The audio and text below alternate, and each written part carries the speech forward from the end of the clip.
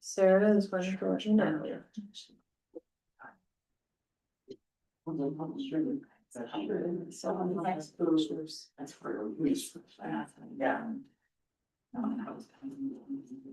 Hey, we are good. And Well, everyone, would you please stand with me for the pledge of allegiance? I pledge allegiance to the flag of the United States of America and to the republic which stands one nation under God, indivisible, with liberty and justice for all. Everyone, to next council meeting for December 1st. Order of business is to approve the minutes from the November 18th meeting. Everyone's had a chance to read those. Any additions or corrections? Make a motion to accept the as presented. Motion, do I have a second? I'll second that. Motion second. All those in favor, say aye. Aye. Thank you.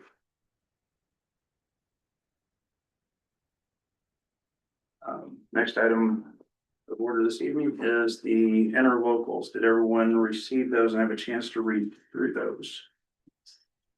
Okay, I'm going to start with the list. Local income tax. This has been approved so far by the commissioners. I believe. in the city of Madison. And the city of Madison, town of Hanover has either approved it or will be approving it this week. This one. They're not on that one. Oh, The sorry. only one That's right. Hanover is building inspector. Sorry, that is No, right. you're good. And Yeah. then Animal shelter and 911. So that's The the other only one three. that. Yeah. They're not. That's the only one that they're not on. Perfect. Having read it, does anyone have any questions or any conversation regarding the interlocal agreement? no. If there's no questions or conversation, I entertain a motion to approve the lit interlocal agreement. I would motion to approve the interlocal agreement and the updates. Do I have a second? Second. Motion and second. All those in favor, say aye. Aye. Opposed? Thank you. The next item is the animal shelter. Any questions or conversations regarding the animal shelter portion? Which to Heather's point, this does have that Hanover and Israel. Hanover is off. My only question was regarding the former makeup of the board. And representation from this council, and then now, obviously, she's put together most recently in the last 6 months of the year, 2025, I guess. Advisory committee. You're serving Friends. on that, more of a friends group, so this interlocal does still list, the actual shelter advisory board would be one commissioner, the mayor, a town board representative from Hanover, and then one vet appointed, by the other 3 board members. So it's, is this body okay with that? I didn't know if we felt like, there needed to be council representation in addition. So when did that get reinstated as far as the advisory board? I know it was defunct there for a while. It hasn't. Okay. This agreement will reinstate it, right? And from a commissioner's perspective, any additional, obviously, probably a good thing that that board not be very large. Yeah. If we wanna, Right. if we go switch it out and put a council on that, I don't think any of us would go.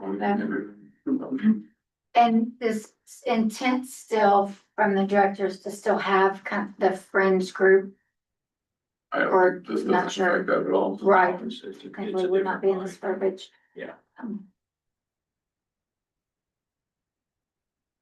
That was. I mean, I think, it's interesting without a board, things have gone very well, Mhm. and it's just, and I don't know that, yes or no, but I think Heather told us that if we're gonna share money from other places, we have to have an interlocal and. State Board of Accounts actually told us that we have to have a document proving what makes the city pay us for that amount in the town of Hanover. So that's why I was kind of, the last 2 years, we have not had anything. So that's what the rush kind of was, to get that back in place.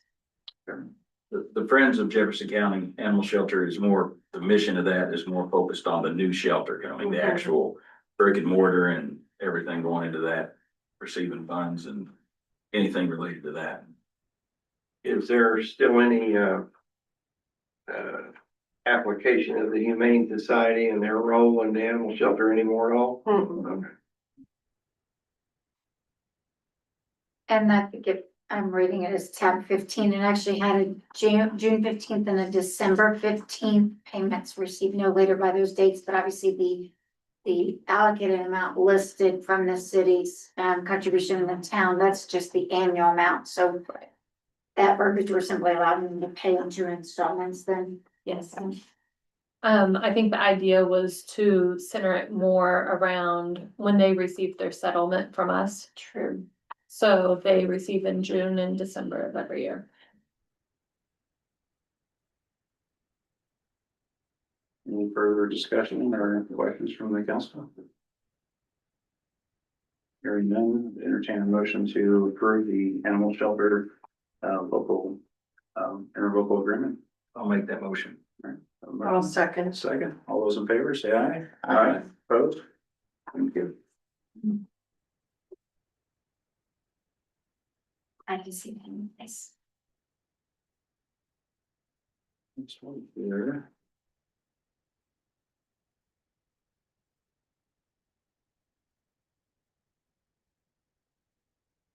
This is the interlocal agreement, regarding the building inspector. We had some discussion on this last month. Essentially, the Jefferson County Building Inspector will be assisting the town of Hanover with their inspections. And they will be compensating the county for that time. Anyone have any questions or comments regarding this agreement? And then entertain a motion to approve the interlocal between Jefferson County and Hanover for the building inspector. I'll make that motion. I'll second it. Those in favor, say aye. Opposed? Thank you. Last but certainly not least, the public's or 911 interlocal.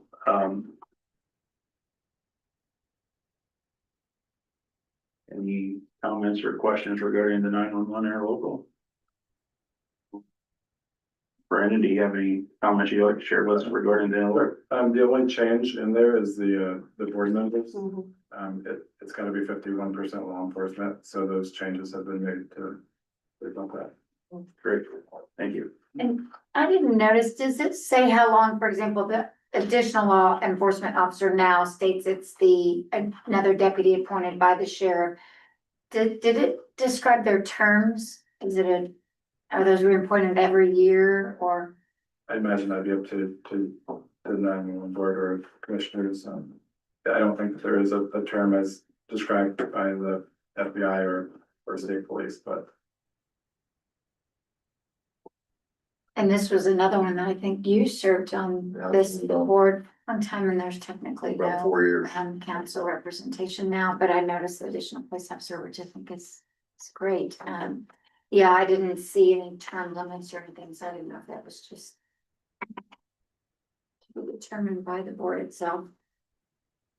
I don't remember that there was any, I think we did it annually, but I don't know if that was stated in the old.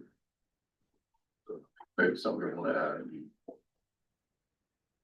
I think it makes complete sense having over 50% law enforcement, because those are the men and women that are relying on the 911 each and every day and constant communication with them. So that makes absolute sense.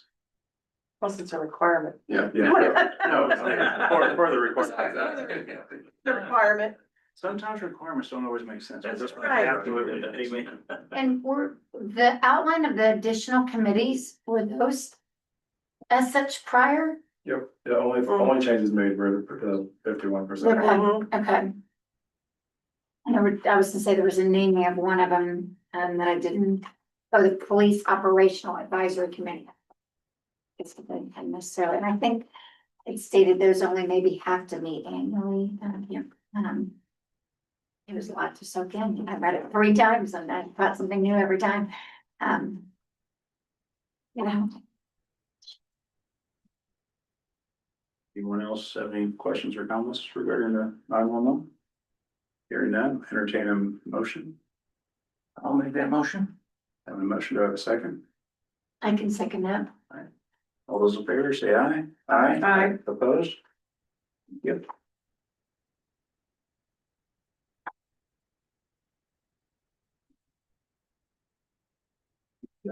Next item on our agenda this evening is the Juvenile Detention Center. Would like to come forward and share with us. Good evening. How are y'all doing? Good. Good. I think I already emailed all of you these, but I thought I'd make a packet tonight. That way, when we start following along, or if you have any questions, maybe you can highlight them and say, what about this or what about that? I have the guy out there most qualified to answer all of these. Bob, I always know, I skip over you. They're like, Yeah. I'll get you another one. Okay. So, you know, we've, I guess I'm gonna abbreviate quite a bit here tonight, because we don't want to go too long. But, short and sweet. September 3rd, 2020. Bobby and Dave, after a commissioner meeting one night, said, we're gonna have a new jail done here pretty soon. We're gonna need a reuse for the old jail, and they both pointed at me and said, that's your job. So since 2020, September, my mom's birthday, I have been, and we have been juggling and looking for different opportunities at the old jail. The new part of the old jail. Keep that out there, because the old part's old. So my first thought was tear it down, and make a parking lot. $450,000 approximately to discard, because there's some stuff in there, you know, hard to get rid of. So, I mean, even that's hard, just to make a parking lot out of it. So then we come up with a committee, and I don't really remember everybody that was on it. It's in my notebook. Joe Craig, he was president, I believe, of the council at that time, and Pam, I think you came to that meeting at the jail or at the courthouse that day. You know? Gosh, Ron Wallace, Dave Thomas, Jim Corder. So we started off with some people to try to figure out, so we thought, well, mental health facility. So Dr. Staywar from Life Springs, the CEO, he's not anymore, he's retired. But he came, and Dr. Staywar, Jim Corder, myself, and was that you? Yeah. We took him through, and when he came out, he said, not a good idea to put mental health facility in a facility like this where we're trying to keep them out of. So nixed that idea. Then we talked to the Marshal Service, U.S. Marshal Service.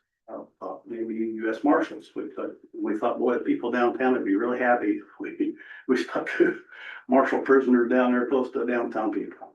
Yeah. But we did look into it. They don't need it right now, so moved on. So then we started looking at the possibility of making offices in there. Just a rough estimate on that is somewhere's over 1.3 million, and that's not completely remodeling the old part. It's like tearing all the new part out and doing it. So that was just a rough guesstimate from a contractor here local. In my notes. Then we thought, well, what about a juvenile facility? Because they're shutting down all over the state, and they were. So we got in contact with Terry Decker, She is the juvenile director from the state of Indiana. We had her come down with her team, they wrote her first name, Jasmine, Rachel, and Kristen. And they said that the new part of our old jail would be an absolutely perfect use for a juvenile detention center with some modifications, because juveniles have to be treated different than. You know, we knew there's expenses of the old jail. I'll get to that here in a minute. So after some inspections and walkthroughs, again, we put them through. And they say it's a good idea. So one day, I'm gonna do a little story here. I took my wife to the doctor not too long ago. She was having some issues. And the doctor said, well, da, da, da, da, da. And I said, okay, that's fine. I said, if this is your wife, what would you do for her? And I think that's what all of us would do with our spouse. And so he told me, well, if this was my wife, that's the information I want. When I look for information, I research and I pray a lot about what I'm up to and what I'm doing. So when I called Terry Decker back at the State House, I said, okay, so if you were putting this juvenile detention center in your backyard, in your neighborhood, who would you want to oversee, direct, help get this going? She said, one name comes to mind, and I'm not making this up. I'm not making him feel good because he sat here. She said, Josh Nichols. So we got in touch with who we were told by the state director was the best in the state. He's the president, still of the juvenile facilities of Indiana. So we contacted him, and we must have caught him on a weak moment. He said, yeah, I'll come up. So we've been dealing with Josh off and on here for quite a few months. It's a lot of research and development. It's a lot. And I can't begin to tell you, you want me to start reading, but it's a lot. So we asked her who, she said Josh. So we came up and we took him through the jail. We've toured that jail a lot. I've been in jail more than I ever thought I'd be. I've done jail ministry there, but I never got to go through the whole jail. So we've been through it several times, and there's lots of opportunity. There's lots of questions. Overhaul, we asked him if you would take on the responsibility of the overhaul and then the operation, because he runs a juvenile facility. I'm gonna let him talk in a minute. That's why I did this real short. In Evansville, Evansville here. So he's accepted to come up and be here tonight. And we're gonna go through, you're gonna be able to ask him more technical questions. I know some, but he's really one. I looked up, I figured you would want to know what the bills are at the jail. How much are we throwing away? So the electric bill, the gas bill, and the water bill right now in 2023 averaged out each month is about $54,636. That was 23. I don't have all the numbers for 24. I missed out on October, November, December. So I didn't want to average that year, so 23. So that's what we're kind of, nobody in there. So we're trying to come up with a reuse that makes sense, that works. A little farther into my research, probably a month ago, I reached out to the 9 counties around us and actually included, if you can, Kentucky, Carrollton, Trimble. Oldham. Yeah, thank you. And then Oldham, they really don't really need a juvenile facility, but Harold and Trimble is good. There's potential for more to come from Carroll than the other county, even our Indiana county, even a little worse than Scott County. But each county commissioner that I've talked to, is, wow, that would be like a regional juvenile facility close.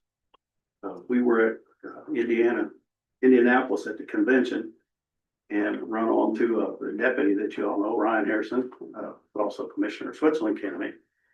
So we were talking to him, I think least two of us were. And they just had to run a juvenile to Gary, Indiana and back. So now you've got officers tied up, you've got vehicles tied up, and Gary, Indiana is the only facility that could take this one. I think it was a young man. So that's the potential, and that's, I mean, truthfully, that's not a good thing. But, you know, our kids, are juveniles, are sometimes they're confused at who they want to be, and then they're thinking what they want to be. So they get a little mixed up and they do things they shouldn't, and they end up. Dearborn County has their own juvenile detention center full all the time. I have done jail ministry there. It's a nice facility. It's ran really well. Terry Decker said he runs his the same way Dearborn County does, and that impressed me as pastor. So I want to let I want to introduce you to Josh Nichols, and we'd like to, if you have questions, because I know you've looked through the packet, a couple of you, I spoke to a couple of you, three of you. So if you have any more that, you know, Ron didn't answer that very good.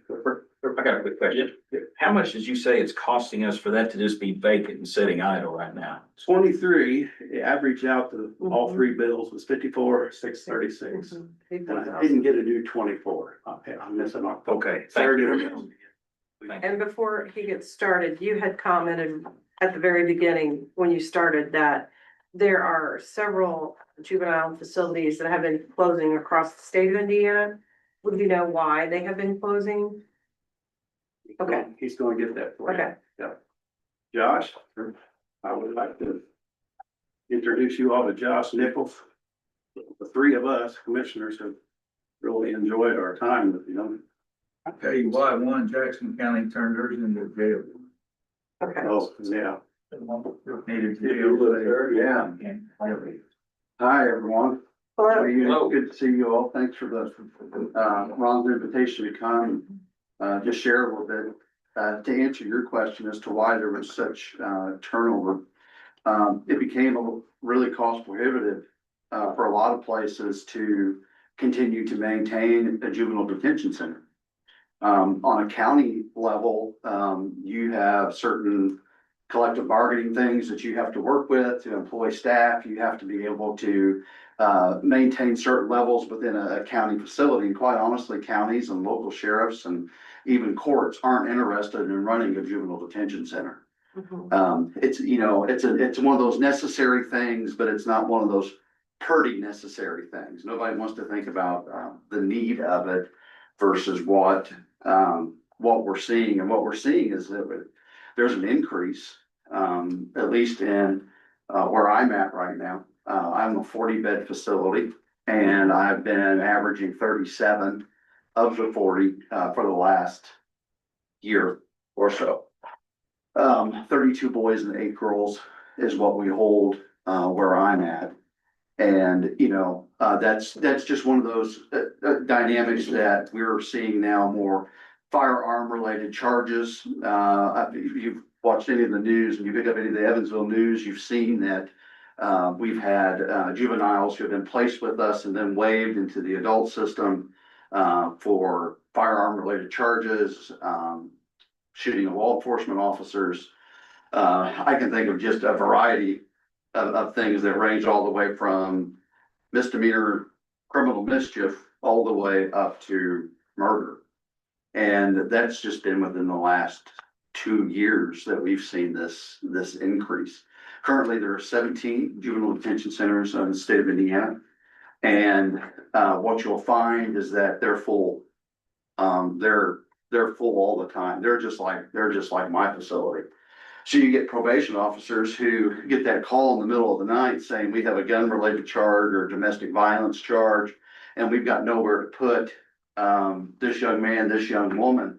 So they're calling around, and it's like Ron had mentioned, that they'll find a place in Gary, Indiana, that'll take a bed. But then you have either a deputy or 2 deputies that are on the road going up there. If they don't do video court, or if you're not equipped for video court, then you're up there, and then they've got to do the mandatory turnaround time to make sure that they're being heard on their charges on time. So they're going back to get them, bringing them back, and then if they're being held over again, right back you go. So you know, within a few days, you've got 4 trips back and forth. It makes sense when you look at it, when you look at some of the statistical data that exists right now. That it is one of those necessary things that, unfortunately isn't pretty. But it's beneficial to the community and to the parents who have kids that are in detention, because they're still able to visit their kids. You're going to Gary, Indiana, you're not gonna be able to visit. You're going to Evansville, it's gonna be difficult for you to come visit your kids. And I'm a huge advocate of maintaining the family unit together, because I believe that is one of those dynamics that prevents recidivism in the future. And recidivism is one of those things that I would love to be able to work myself out of a job. That way, if we could ever find a way to slow the intake process down and reduce that, but I think we do that by being able to keep family units together, by keeping kids and their parents close, by engaging them in programming that offers hope. And, my background is not, was not in juvenile detention whenever I started. I was a pastor for years whenever I started, and then I went to work for the organization that owns the detention center that I have now. So I've been engaged in this work for 11 years, but responsible for the last 7, and the president of the state association for the last 2, fulfilling my term there. And now engaging with counties to help you all walk through the question of, next steps and what you need to do and how do you do it. There is a lot of research. A lot of it in the first several months is just research. How are you adhering to, it's Article 210, it's 210 IAC Article A, which composes all the rules for juvenile detention centers. So that's me. That's a little bit about who I am. I can answer any questions that you have about juvenile detention, about some of the documents that you have there. I engaged pretty early on with Ron and Bobby and Dave about writing to the state and conducting your needs assessment and feasibility study. And we've submitted all those, and we've got a thumbs up to proceed on their end, but now it's this is where we're at. I got a couple of questions. Sure. Let's say for your Evansville facility, what's the operating expenses and what does that entail?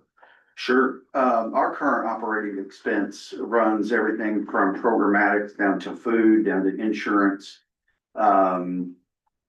facility maintenance, doors, locking mechanisms, software updates, anything you can think of that would be a day-to-day operational task, salaries for employees. Right. I'm around 2.2 million. 2.2 mil. Yeah. For 40. For 40. For 40, yeah. Oh. And I spend about, I'm a nonprofit, so 2.1. And then it just rolls over year. We invest right back into what we need to do next. We can't carry a large sum of money over. But I will say this, that Ron's thought process of a regional setting does have the ability to afford to make money on a for-profit center. Look for that. The range of being able to hold somebody from your different county can range in price all the way from $125 for a night to $500. And that's where relationships are important in doing that. If it's an emergency placement, obviously counties will pay more, and we do. I've built those relationships over time, where I'm not saying they'll keep a $500 placement in your building very long, but when there's not very many places to go, they certainly will. So yeah, we turn around quite a bit because we can't carry a lot over. And how much extra work for the judges here locally with that and their staff? Oh, well, wouldn't be any additional work for the judge of the, because they're already seeing your juvenile. They're saying ours, but what about the ones that? Oh, they would see their own county's charges. The judge here in Jefferson County wouldn't look at, let's say, Ripley County case. So they'd do a video, With Ripley County, or Ripley County could do their own transport. We wouldn't offer transportation.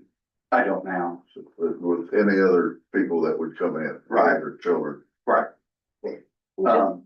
Okay, sorry, I didn't want to interrupt, but to be compliant through the state.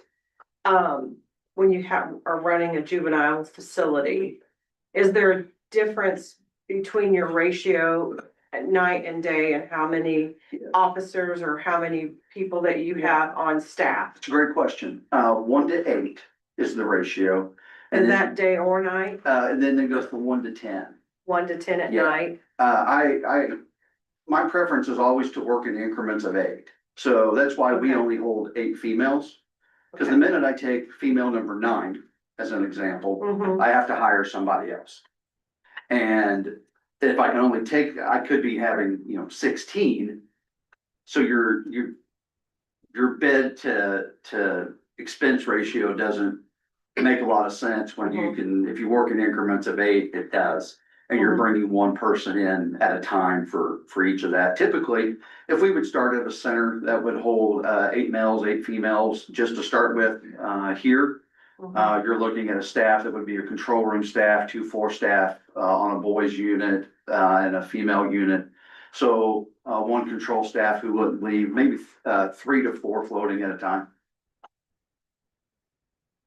My question, and obviously, taxpayers may or may not know this body has obviously had to unfortunately find funds that weren't necessarily budgeted when additional dollars were asked because we were over what was budgeted for juvenile placement. So obviously, if we have a juvenile tonight that needs to go to that open bed in South Bend, it's at the expense of this county. Yes. And our judges have certainly informed us that there's usually no giving any funds out of parents that they don't have it or are not involved in and would not or could not pay. And we have unfortunately had to find in past years. Institution is highly unlikely Yeah, in that scenario. And it's been very costly for this county, Yeah. Obviously it was for us when we were paying for inmates, in our adult, facility. Now we have a much bigger facility that we can hold more.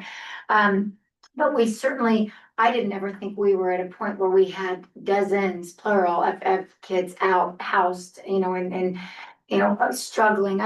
I'm sure an effort to find an open bed and or at various, out of county facilities, but I guess for me, knowing this regional concept could bring in kids, juveniles from other areas, just hear even our needs in Jefferson County. I know you don't work with juveniles here. And do we have on average 4 kids on a given month in this county that, is the need for our county? I'm not saying we couldn't support and or maybe be funded from placement of kids from out of county, but how big's the need right here? Sure, I can't answer that question for you. I believe, just in conversations I've had with Ron, you do have I think you even have some that were in detention the last time we talked. We're the number 1 county in the state of Indiana for child abuse and neglect. Yeah. So I would say that would coincide with probably arrests. Well, and I can share with you this statistic also, and then let me go back and answer your question on what I think is beneficial in putting that building to use for this. There are, right now, in the state of Indiana, like this, where we're talking, there are 13,500 kids who are currently in foster care, and that includes chin cases. The formulation is that 20 to 25% of those kids are going to enter into the juvenile justice system at some point within the next year to 2 years. So take your rate that you're at right now and increase it by 25%, could potentially be what you see. Which is terrifying to think that there's nowhere, one, for them to go, to keep the community safe, to keep those kids safe as well, because it's about them also. And I think that's first and foremost, getting them out of an environment, even though they've committed a crime.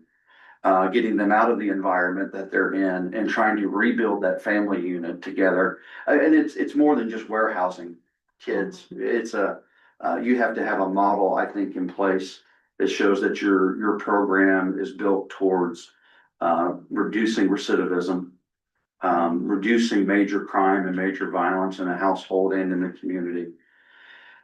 And you obviously you do that through the different programs that the courts have available, and one of them is short-term detention.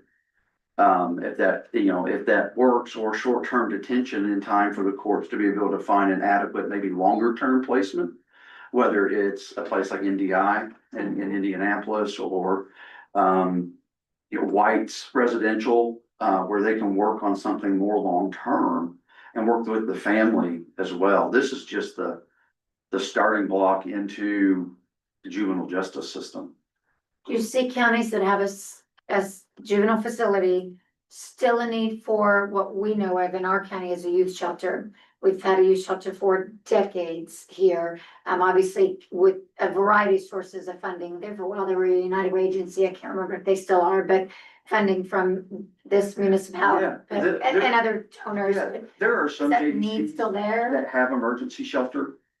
But think of the detention center as not as like a, you're there because you've been arrested or you've been ordered by the court, and this is a secure lockdown facility. It's a 24-hour lockdown facility. It's just as if you're going out to the jail, but it's for juveniles. And then our length of stay on average for our, there's what, 2 full-time staff members, I think, in our youth shelter. I'm not sure. No, one that went to Gary. I mean, I can tell you that the average stay in my facility is about 37 days right now, which is up from 21 whenever I got there 7 years ago now. So it's increased quite a bit, but the nature of the crime has gotten worse also. So I think when you, but to answer, there's a few juvenile detention centers that have a emergency shelter that go along with them, but that gets into a different set of standards that are for residential setting standards that are through the Department of Child Services. And I'm not, that's a whole other field that I'm not an expert in. Yeah. That was one of my questions. Is there in child services in this kind of facility, which I think is a pretty good idea in Jefferson County, but is there psychologists that have to come through? Sure. And will the county be? No, that would be, once we get to that end of the agreement, obviously this is a starting point for us with the consulting agreement that we have. But once we get to a detention service agreement, that would be an employee of mine that we would house there at the detention And center. then you'll go into the burden of Jefferson County? Oh, no, just through what contract at that point we would negotiate once we get to where we're ready to set up terms for the JDC. And then the other thing, things can go wrong in these facilities. Yeah. Lawsuits and litigation. Yeah. What's the risk for Jefferson County with a juvenile detention center for those situations? Yeah, that's a great question. We always try to mitigate risk and liability as best as we possibly can by using the best, the most current best practices. We always try to de-escalate any situation that we're involved with. In my facilities, we don't use, or the facility that I run, we don't even use pepper spray to maintain control. We don't. It's a level of force that I'm not comfortable with in employing for use of somebody who's 12 to 17 years old. Right. There's other places for other kids like that. But in this instance, what I would foresee is that my organization would take on and indemnify the county from any harm, and then we would carry the risk and liability of being able to manage that. I see. Thank you. Yeah. So I know that I work with CASA and they do a lot of grant funding. Yeah. So with your organization, do you get a lot of do you do a lot of grant writing? I have, yeah, And, this year, there's been a lot of, questions with grant funding and wondering if they're gonna come through. Have you Yeah. had that issue with your program? so this year, we did not write for any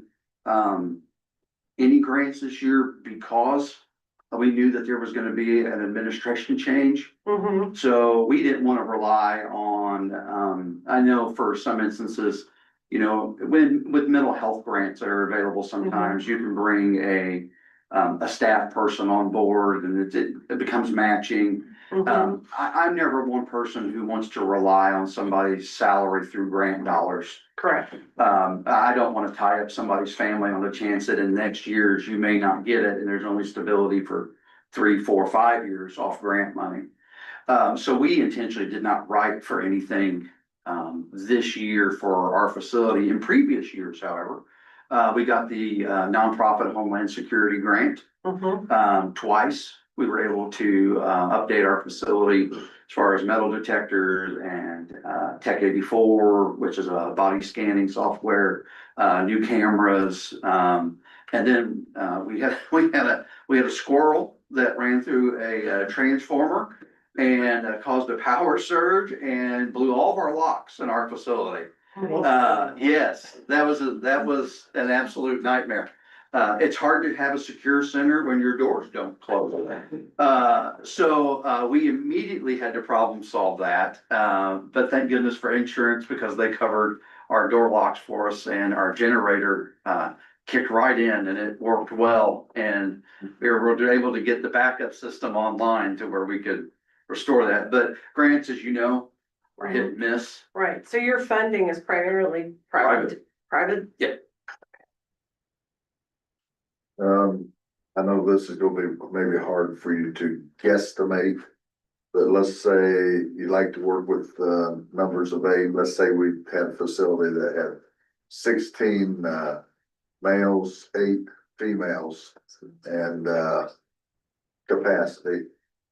About what do you think the operating cost for that would be? You said yours was 2.1, 2.3. Just on the program end of it. For a facility of 24. Vigo County has one that is similar. They have a 24-bed facility and they operate on a budget that is fully inclusive at about 1.4 million, 1.3. Now I'm working off of memory and I had a stroke not long ago, so don't hold me to that number. I could actually look and see, but that's the general, but they are county driven. So they have certain thresholds that they have to pay their people at certain levels. I can afford to do it for a livable wage for folks, a good wage for folks, and still not have to be the burden of supplying health insurance to people and still yet bring in jobs to the county. Which creates, obviously, we want to create revenue for you all, create jobs for folks, by stepping into this. And then being able to, supply the mandate that we have to have the number of beds that we would need. And even search for outside counties to come in to fill those beds, to give us contract dollars that our hope would offset any expense that Jefferson County would experience at all. So if we can operate off other county revenue to fund what we want to do here and put money back into the pockets of Jefferson County also. That would be my goal through the contract that we would set up for the juvenile detention center. And that's really how we would do it, would be through out of county dollars. So piggybacking off of that. Yep. In your project overview and financial assumptions, I know this is all tentative. It says daily operational cost at $2,000 a day, irrespective of per diem occupancy. That's about $730,000 a year, based on this. Yes, yes.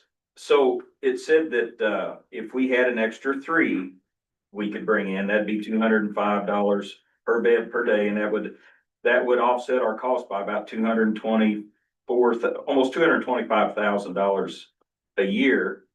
But the question I have is, well, that's not pure profit, because you still gotta feed that extra three. That's right. So, you know, and so that's not a pure profit situation. It's not, and with the 205, that number can actually go up now. Sure. Because from the time that I wrote that, which I don't even remember when I drafted. June fifth, Okay, so it's been, seven. yeah, it's been a bit. That price is actually it's considerably higher now, from that, because one facility I know of is charging at $300 a day. And you all for your in Vandenberg, for your emergent, you charge up to 500 a day? For an emergency placement. So what's the average age of the offenders that are coming in? Well. 14, 15. I have an 11-year-old who takes a court order, to place an 11-year-old.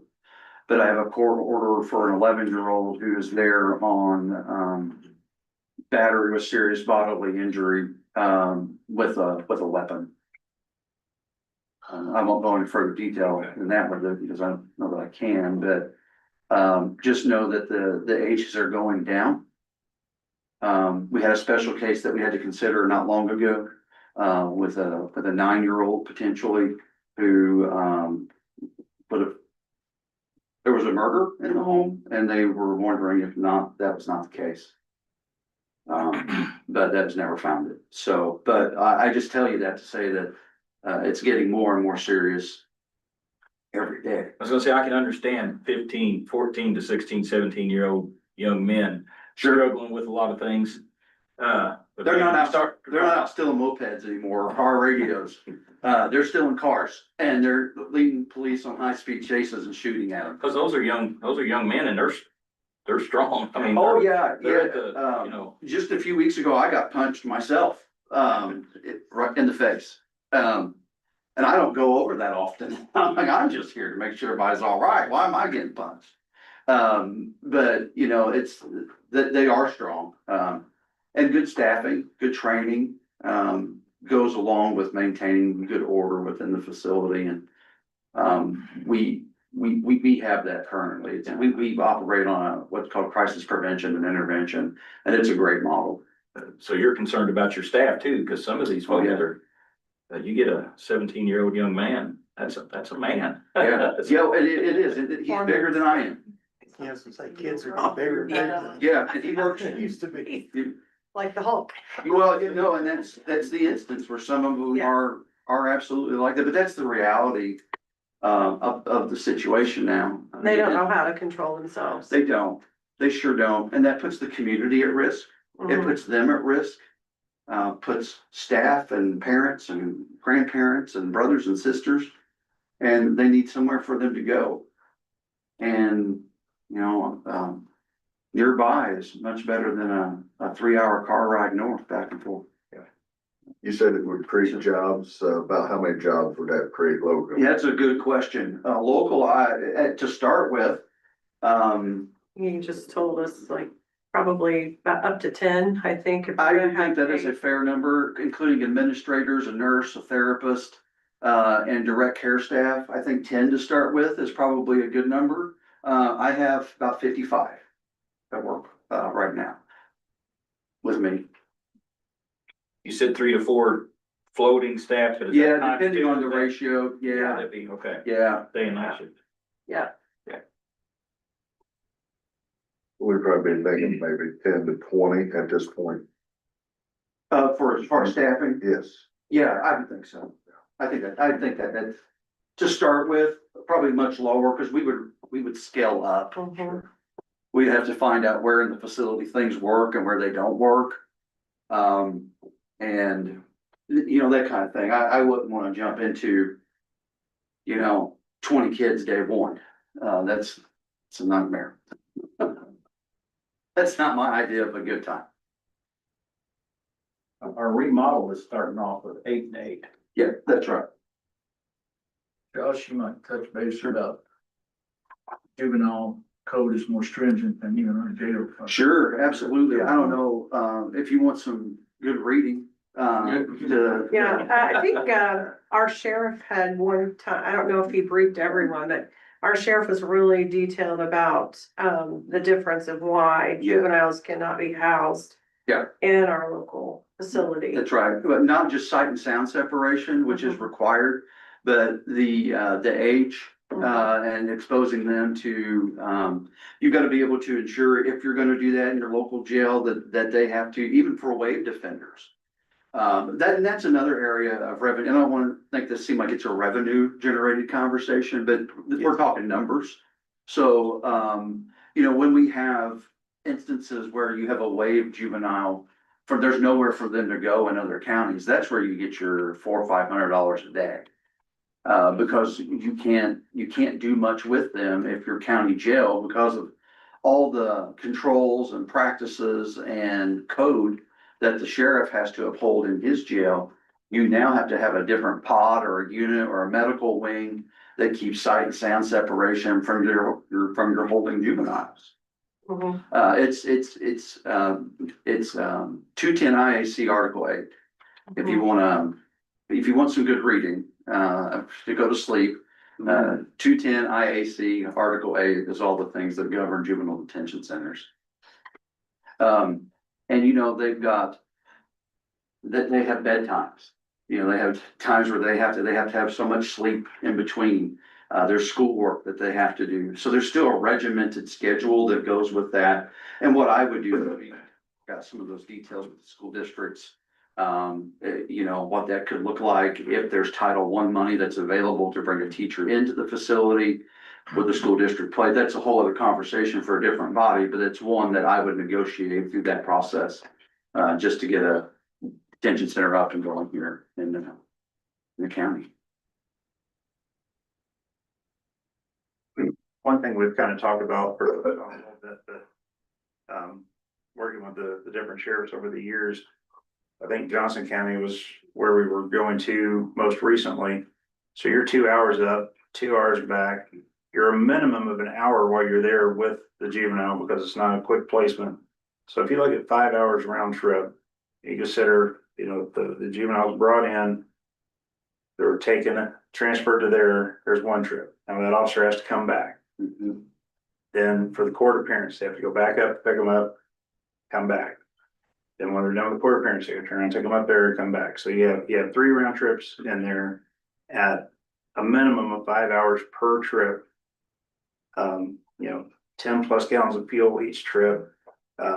So then you end up with the potential of short staffing on the sheriff's department because you didn't plan on having someone to transport. And then you end up with comp time. So the cost stack to the county today in transporting juveniles is pretty significant. I remember one particular case several years ago where we ended up bringing them back here 3 or 4 different times. Oh, yeah. In a very short period of time. Yeah. And, the cost is quite significant, to do that. So, I hate to look at it as a convenience factor, but it kind of is a convenience. Also, keeping our sheriff's department, I won't say, keep them from being short and keep them from ending up with a lot of comp time while they're, they have to have somebody fill in while an officer's transporting a juvenile. And that's something we, always struggle with in budgets is, the comp time. And plus, let's be honest, our officers, they work hard. And, this is a very, very stressful situation, transporting a juvenile and, mentally, to do that. And then, we don't want them burned out. So the 2 vehicles. Yes, and then the vehicle costs on top of that. The oil changes, the tires, at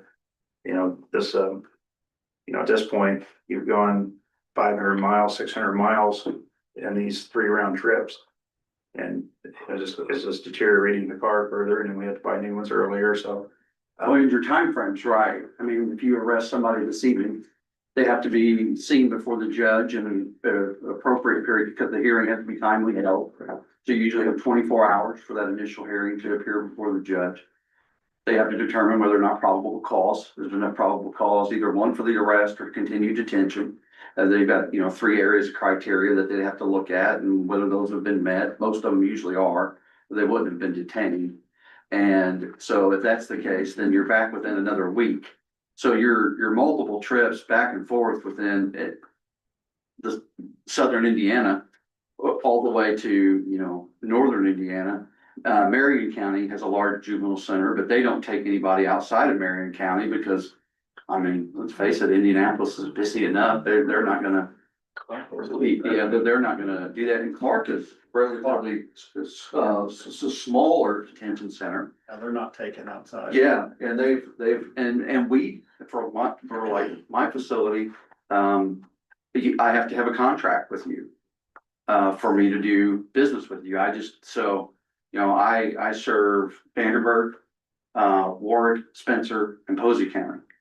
So if you're not in one of those 4, and they have a lot of number of beds, you know, if Ward County comes in with somebody tonight, and you know, all their male beds, let's say, are full, and I don't have any other beds to give, then they have to go find somewhere else to look, or let somebody go. Which if they're holding them, they're not gonna let anybody go, so they gotta go find another bed. You feel like Ben now in our, what we know as our old jail in the Yeah. newer part. Obviously with, recommended, renovations and, certainly I'm sure some beyond cosmetic, but you feel like the facility meets the needs. I think, for example, about outdoor space. Obviously, that location, I don't know requirements for rec or outdoor time for a juvenile facility compared to what, you know, even an adult facility may get. But you Yeah. feel like the facility would meet all needs that you. That there are some minor, what we'll consider minor, I mean, there's no major construction that would need to go on. There's some windows that need to be replaced and need to be brought within code, and obviously there's some. We've had to fire up some of the major systems to see how they're working, and that there's there actually, somebody had mentioned very early on about how regulations don't always make sense. Yeah, there are some instances with that where there are some of those where we have to measure the amount of sunlight that comes into the room and the airflow into a room. But those are easy enough to do. I don't foresee anything major. I was impressed with the kitchen in that facility. It almost looks as if you could fire up and use it today. There was a lot of things that I think that a cosmetic touch to, and then an upgrade in systems, could be really beneficial. One of the first things that I would do would be to contract with a company also that I would bear the cost of. That deals with RFID technology. The way everybody is banded, and then when you serve a meal, it's coded. When they're doing nightly checks, it's cataloged. And if they're late for a nightly check, they have to put in a reason why. Then it has to have a supervisor override, and all that stuff would come to me. That way you develop your logbook as you go throughout the evening. Let's say you have somebody on suicide watch. You can put in there who is on suicide watch, what their room number is, you scan them, what their body position is, does it look like they're breathing up and down? What position they're laying in, you can take a photograph and it all logs that within the log. That'll be one of the first things that because that's a 6-month out timeline to get that built. We utilize the same system in our jail currently. Yeah, it's, Guardian One, I think, is the one and then Blue Horse is another one that's really good too. But all intake processes and stuff like that, we would, but then my organization would bear the cost of that as we would build, obviously, that into part of the agreement as we would go.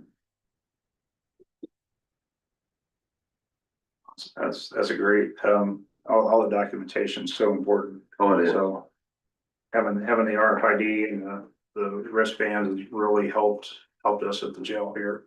Yeah, I mean, it Everything. reduces liability, you know, as you mentioned earlier, it reduces liability. Cause you can say, no, we did this check occurred at this time, You have all your and documentation. you have all your documentation. Whip anything. Yeah. Exactly. Exactly, you know, we've had complaints many times before. This staff person beat me with a broom. Okay, well, let's go back and look at the video. Okay, well, nobody's near a broom and you're in your room and nobody, you know, we don't have, we We have evidence. didn't even have a broom on the floor at the time. It just must have been air. Yeah, yeah, but, or the made up story. Yeah. Arguing with CASA, I'm sure you do that occasionally. Yeah. Any other Those questions kids I are can good, answer though. for you all? Rough situations. Yeah, well, absolutely they are. They're all heartbreaking. Even the worst case for the worst juveniles that we hold, break my heart. It's usually the ones that are really bad are the ones that touch my heart the most because it's like, what got you here? Mhm. And, I think that's the big question that It's usually very scary. it is. Any other questions I can answer for you? Well, don't sit down, stay right there. Oh, gosh, Ron, I was ready to bid. No, you stand up a minute. Okay, so what all this is coming around to is we wanna make I'm speaking for Bob and David, that we're thinking about we wanna make a contract with this gentleman to get this started, and you've got that in front of you. He sent one copy of the contract and asked us to run it through Pat. We did. Pat McGrath said he wanted changes, and Josh made changes, so it's in front of you, I think. I think you all got the contract too. Oh, So- yes. Yeah, right there. So, that contract, I got with Heather, we're trying to find out where we're gonna get the funding for this. Which, I know we're legislative and part of the government, and you guys are stuck with fiscal part, but Heather, I asked Heather to find out what the public safety tax was what is it now? Currently we have it's $3,288,000. And that is, after I've made the jail payment this last time. With additional expenses that we have throughout the end of the year, potential, I estimate our January beginning balance being 3.1 million. And then after we remove what we budgeted in 2026, and then add in a low estimate, and then take out a jail payment, I still look at 2026 with at least $3.2 million. 3.1. 3.2. 3.2. So when we implemented the public safety tax, that was something that we were looking, maybe things that we might have to do. And we thought maybe this was somewhere we could take the 152,400. Yeah, from that and get the contract started. And you know, the money for the remodel, how the ARP funds is 164. I don't remember, but I'm paying. Yeah, it's closer to 185, I think. Okay, so that's laying there for this remodel. One estimate that we got, and the other one is, he's always dragging his feet getting us in that, it's like 239,000. So you already have one, So we have one, and that was 230. 239. 239. I think that's, Yeah, I mean, there were things in the estimate that we probably. yeah, We got the money, we're gonna do it. yeah.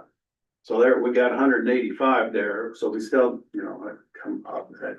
I'd be back in front of you asking for more to finish it up when we do start. So we're waiting on our other estimate. Right. Okay. And they're both local. We try to stay local.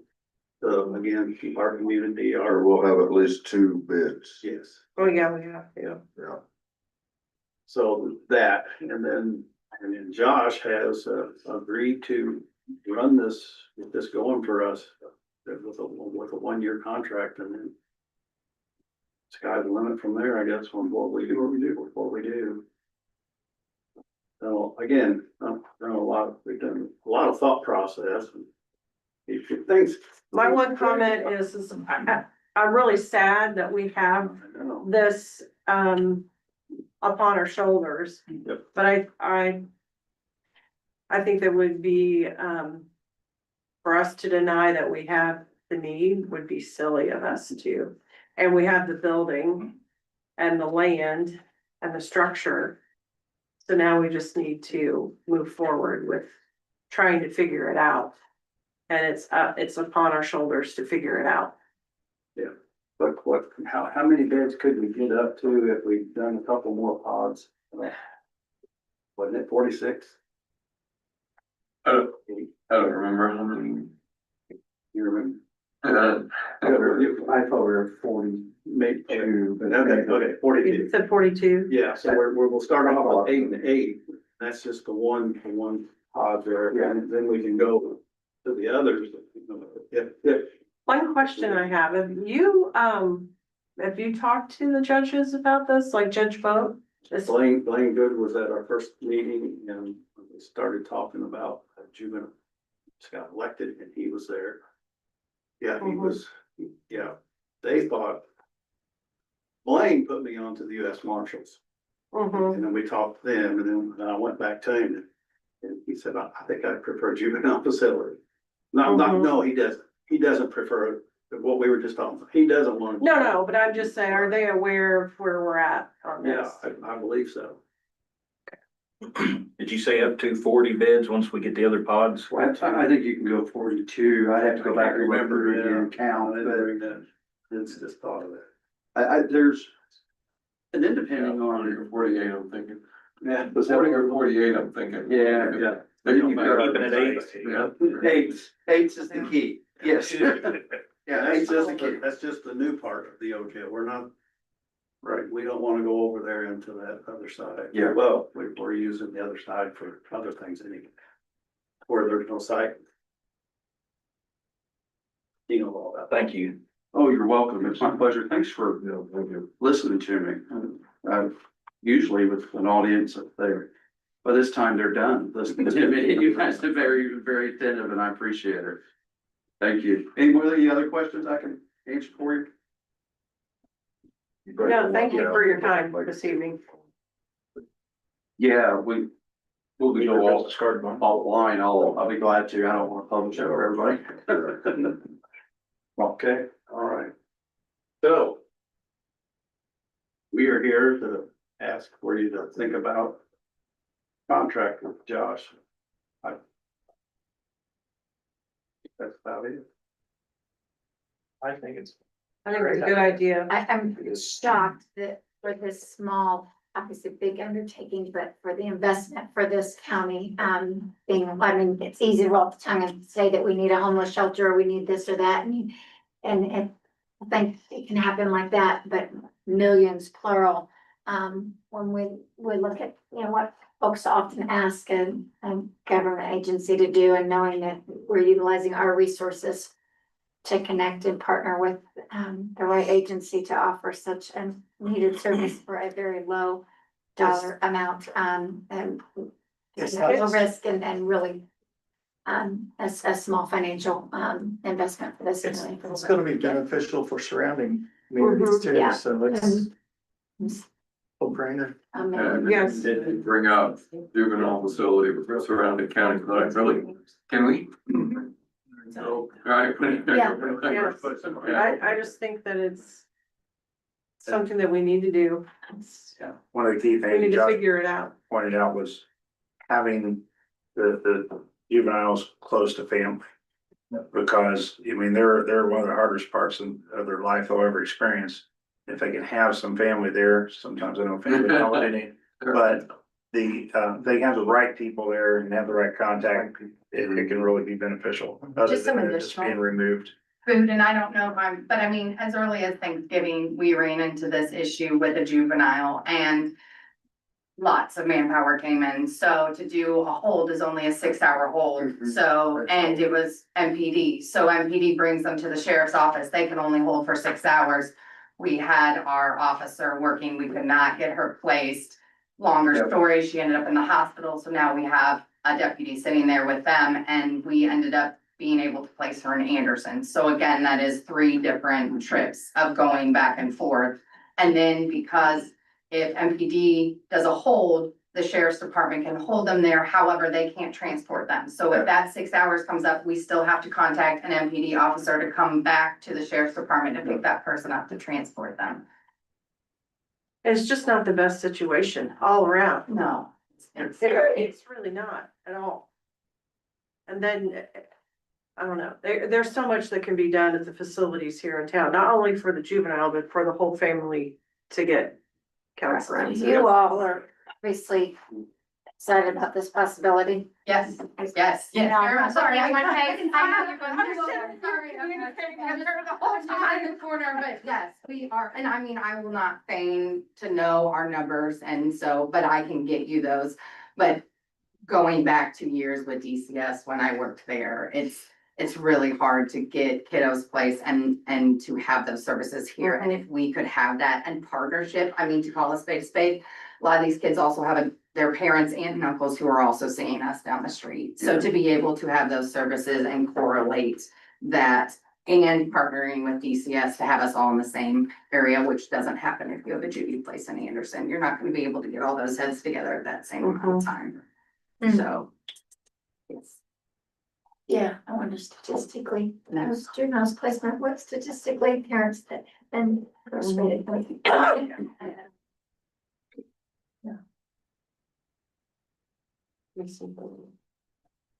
mean, we're very fortunate that the facility that was built years ago is actually suitable, that itself well to serving this function.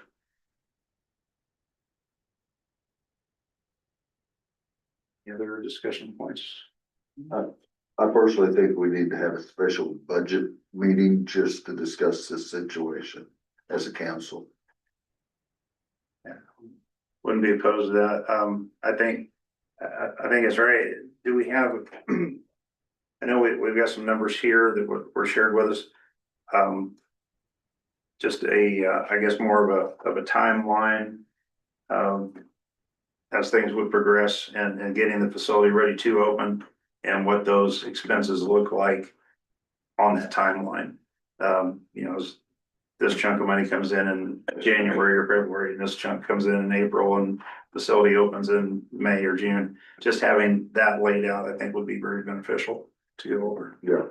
And then we can look at our income and, make a better determination of how and where to pay that from. Especially if we're able by next month to get the second bid, knowing the first estimated 185,000. The bid is still more than, the first bid is more than you had estimated, I think. 239, wasn't it? No, what, for the renovation. Oh, No, I mean, the one bid we got, it was 239. right, but we only have 100. 185, yes, thank you, but only had 185. I mean, I guess I'm thinking if you could get that second bid secured by next month. Then if this body was potentially voting to, obviously, just lost When are it. you gonna have your budget meeting? Really a good time to get that over bid. We would Well, know the additional that would be needed Yeah, for that Reno. as far as our budgeting meetings or. No, I mean, the one that Ray said, a special call. Right, it potentially could be done, in the after the January meeting, during the January meeting, or sometime during the month of January. What is that date? It would be, we could do it after our January meeting, which would be the second Tuesday. It's the 13th of the 11th. We could do it after that or at another time and do it after your commissioner meeting if you wanted. We could do it after that. Whenever you wanna do it. With that, That first, the 239 may come down because a lot of that was for cleanup, and it's amazing the difference it is now than it was when all the contractors went through. So a lot of that could edge off of that some. If we had another bid by the 13th, then we would know even additional that would need to be allocated for overage on the I renovation. wouldn't object if we had maybe the budget meeting on the 6th. So we could take action on the 13th of January. budgeting wise. Is that? I would be okay with that. I no longer have to advertise additional appropriations anymore. I have to do that just online, on our website, I believe. So. I just wanna make sure. I couldn't, on the 6th, I couldn't be I couldn't meeting be until here. 6:30 PM. And I don't know if I was to start that. I have a late, meeting that maybe another day. Yeah, another day The that week. 13th, our traditional meeting, Right, would be fine. just Maybe we after could do it even the 12th. So. Just as long as we did it before, so we I can, have CASA that night. we can take action. Do it after the commissioner meeting on the eighth. Yeah, You go. I can do that. 8th of January. Yes. That's our commissioner meeting, on January eighth. I'm good then. here. I'm probably on the evening conference.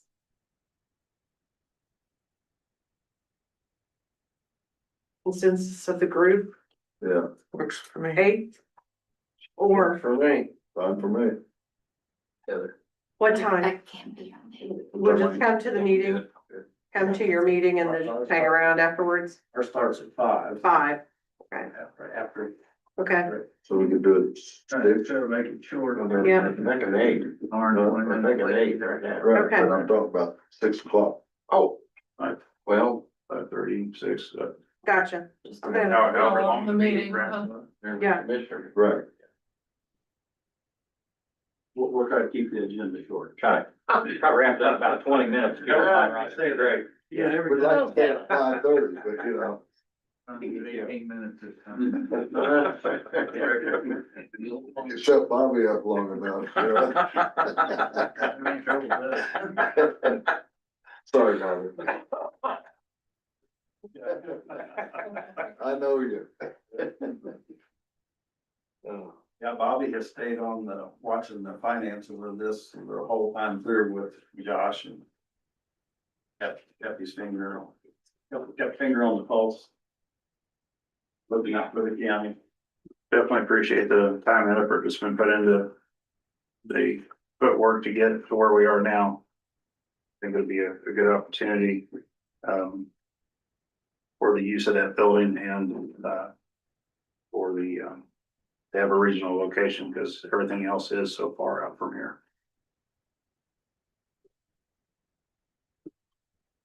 Any other items on the Juvenile Detention Center? All right. Next item up on our agenda is the salary ordinance. Yes, so I sent, I believe, not last Friday, but the week before, we sent out the salary ordinance to look over. We have, we found one, Brittany actually prepared it in short, changed her salary, so we did find that error today. So your front page on that will be passed around. Does have her at the appropriate amount, but, it's always a working salary ordinance. I feel like after we get it out to every department and everyone really looks into everything, there will be something that will need to be adjusted. I'll bring it back in January. But this is our off of our budget as entered, so So working document. it is a working document. Living, breathing. I have found that it always needs revised at least once. Yes, I've never seen a perfect one. agreed. Thank you. Everyone had a chance to look through the ordinance that was sent out. Mhm. There was questions or any discrepancies identified? Other than the one. Right. That one's been resolved. Yeah.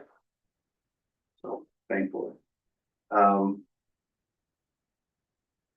There are no corrections, entertaining the motion to approve the 2026 salary ordinance for Jefferson County. Make that motion. Do I have a second? I'll second. Second from Gary. All those in favor say aye. Aye. Opposed? Thank you very much. You guys probably been questioning, I haven't passed anything around, we'll just sign it all at the end of the meeting tonight. Because there were so many pieces to go around the table, so it was just So easier this is this time. to do it. in one Somebody slide. take one home. Yeah. Oh, we weren't gonna mention that. Yeah. It was applied. Oh, It's your job to watch it. Yeah. I know, I knew I dropped the ball there. Right. All good. So one amazing thing tonight, we have no additionals or transfers, so No. very thankful for that. So now we come to our public comment time of the evening. So anyone in the audience like to come forward and discuss any items with us today? Aye. Hi, everybody. I haven't been here in a while, so just kind of wanted to give you guys an update on how we're doing their court services. So some things that were exciting is we have our second cohort of our jail chemical addiction program that started the first week of December. Right now we have 5, we're still working on hopefully getting a couple other ones there. So that's really exciting that we had our first graduation and now we're going ahead with our second one. I also would like, and I will email everyone, the issue with our building and a lease, just to keep you guys updated in that. I had originally received a 5-year proposal lease, from Mr. Breeding. I spoke with the commissioners and they had asked for if he had a 2-year one. So he has also given us a 2-year lease.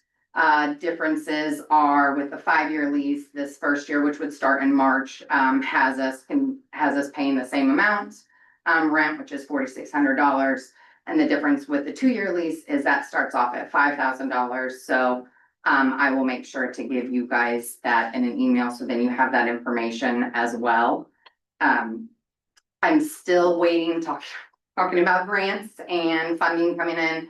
I have a federal grant that I still do not have that allocation letter yet. So we have been told that the money is there, but with the government shutdown and things, we do not have access to that yet. So just being open and honest with that, I still am waiting on a federal grant to come in with that.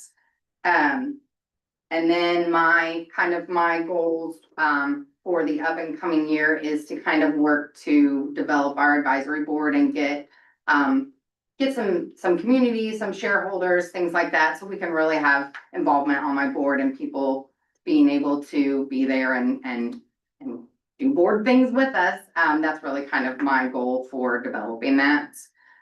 And I don't know if this is, so that's kind of where I am as far as budgeting and finances and things like that.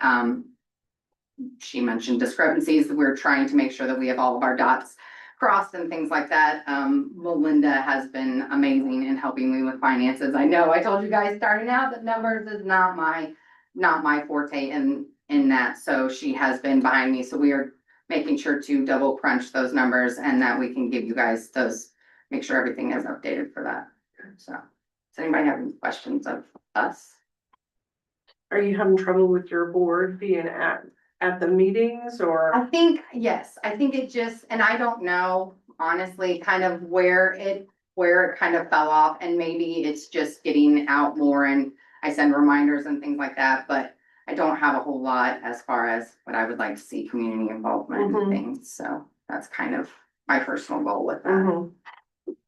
I haven't been contacted since your former, Jason? since he left. Okay, so my other thing, so I have a JRAC meeting tomorrow, and my thing, because I still went off of what he had on the calendar as far as invites and things, so I will make sure, and I will send out updates for next year, and I will make sure.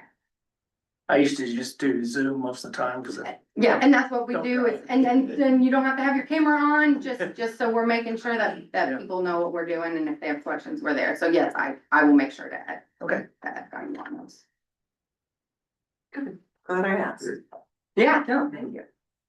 How's everything going for you? Being It's- freshly in. It is going well. I would say where I started and looking at a deficit and thinking that we were going to have a cut in our workforce was very scary. But day-to-day operations continue as normal. Those are things that we had in spades. So thankfully I have a great team behind me that then I can focus on making sure that we are getting those funding. I don't know the exact formula, but I do know that DOC is revamping. I say revamping, has redone their formula per how much they will reimburse. And I know that what they told me in November is that it will be based off of populations and comparative to the general population of the state. I don't know if that will look like budget cuts next year again, but we will just. We will just do what we can with that. So, and once I have that formula, or they give us an approval on that, I will let everybody know that as well. Great.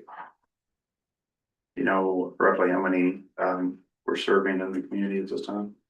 You know, I don't, I really don't. That sounds bad, but no, I do not off the top of my head, I don't. I know average, right now, I know in pretrial, we have about 130, because they're each looking around 60 on caseloads. And for our probation officers, we average 90 to 110 per caseload, so. Yeah, That's a lot. It is. We've moved, one of our probation officers, to specifically cover the, sex offender caseload. So I think that will look better as far as cohesiveness and having contact and working with the sheriff's department and Libby and things like that, trying to streamline that. So I think that will be really beneficial. But in the other hand is offsetting then his caseload, because he also had the DD caseload, so. We definitely appreciate what you and your team do, for the county. There's not a lot of recognition to what you guys do, but, I know for a fact in previous, years, and even today, if we didn't have community corrections, our jail would probably have to have 400 plus beds in it. And thank you for your patience as I'm working and dealing with all this, but I'm definitely open for any help. In your opinion, how is that JCAP program running? Honestly, in my opinion, I think it's great. Uh-huh. Getting those initial, that one-on-one, those therapy Mhm. and having that. My biggest thing is those continuation of services. So not only have we started those in jail and implemented those, then when they're coming out, there's not that lull time of, Mhm. okay, we need to get you in, we need to get you assessment. They already have that set up. Most of them, if medication is needed, they have already done that at LifeSpring. There is a little inconsistency as far as, which we knew would happen with our first cohort, because, you know, we get people in, and so some of them have said, well, I thought if I do JCAP, I don't have to do A, B, C, D, and E. So Right. just making sure we clarify, yes, but there are still assessments we do and treatment recommendations that we Right. expect you to. Because I was kind of surprised, I do the financial piece of it, and, one of the gentlemen that was in it, he was only in it for like 3 weeks, and then he was out, and I was like, then I had the majority of them for the rest of the program, so I was like, I didn't know if that was just normal, or is it going to be where you have a group of guys that go through and they stay through the whole 6 weeks or 6 months, however long that program is. Yes, ideally, it would be people staying the entire 90 days. 90 days. That was kind of an extra case on that. I think also that helped us learn that that's not exactly, that doesn't give continuity for everyone in those services. So yes, it would be ideally for that. In that same sense, I think that's why we have only 5 to 7 in this next cohort, because word gets around and people are learning, hey, this isn't something that I can just say I want to sit in and be a warm body in, and then I can get out and I don't have any other Because it expectations. seems like they have to do a lot. They do. It is a very intensive program, for that specific reason. I think because also we have them there, so helping them when you are in that treatment bubble or in jail and then you come out and it's the same people, places and things. I have definitely seen that continuity of care being more important. They have additional supports that they reach out to instead of, I've now got 4 weeks until I can get in, so I'm gonna go talk to mom and dad who also are coming down to probation, or my old buddies down here on the corner street. So I think giving them additional resources that can be supports for them. I just think you guys do a good job doing that. Absolutely. Yeah. And you coordinate with religious groups too, right? Yes, absolutely. They have several churches coming in. They also do, they have AA and NA, if someone doesn't want to do necessarily that religious component of it.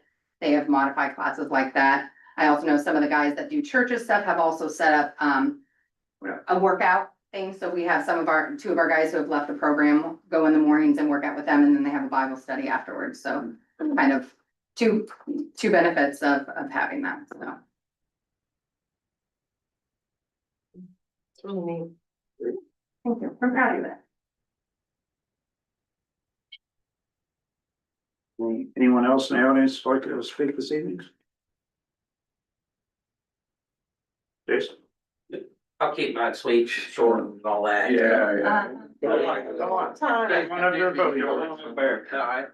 I just wanted to stop in and give you guys a heads up. We did get awarded CCNG this year. We got 582,000. I'll just keep it a round number. But, want to thank you for helping me place John in the office with us and help break some of that paperwork up because that was key. We did end up saving quite a bit of money, not using a consultant to take care of this and do all the paperwork for us. So I just wanted to come in, thank you for the support on that and, you know, just kind of bragging, we got $582,000. So, yeah. Appreciate what you guys are doing and, can't wait to see the result once you get your 3D scan and, So we'll be getting some of that tomorrow. Good. So we're pretty excited about that. So, yeah. Yeah, can't wait. So Cinder pile and the salt pile, how's it? they're there. They're there, okay. Now, we're stocked up on cinders pretty good right now. Okay. Our salt, we kind of take that down and bring it back up, trying to keep that rotating out. Okay, So, okay. so yeah, because it does get wet and then you really have an issue trying to bust it apart and everything. So, but yeah, we're in good shape there. So. Good. Last time you were in here, I think you predicted that, or no, the last time I saw you, you told me, we're gonna get some bad weather, and I was like, no, we're not, and we did. So it's like, So stop saying that. yeah, exactly. So now every time you come in, we're gonna expect you to, Weather report. weather report and $500,000. nobody's more into the weather than the county highway. No, Yeah. If only I could be wrong, you know, so. I know, like, But- surely not, It's my vacation day. I know. I was like, Yeah. no, we're not, you said, yes, we are, and it was like, no. Groundhog knows. Oh, yeah. Yeah.